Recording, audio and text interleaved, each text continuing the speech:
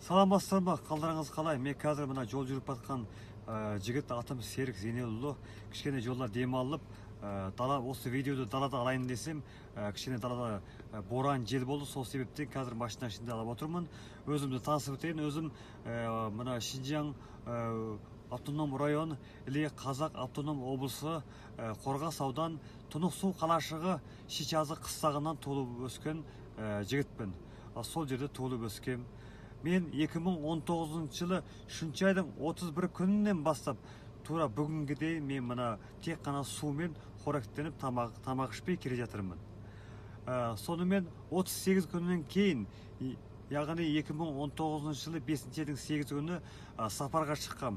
Тарбағатай аймағы Чиху қаласынан Қытайдағы Шанхай қаласына кетіп батырмын. Общий бәрі аржақ берек санағында 4900 километрді басып кетіп бара жатырмын. Бүгін жолға шыққалы 19 күні, яғни тамақ ішпегелі 57 күні. Енді бұны не себептен істеп отырмын дегенде, мен адамзатта, тарихта болмаған жаңа бір жаңалықты рекордын жаратайын деп кетіп батырмын. Бұл бірінші себеп. Екінші, өзімді Абай атаның бір сөзі болған, мықты болсаң өзіңді жең деген. Сол үшін өзімді жеңу үшін де екінші себеппен кетіп батырмын. Рахмет.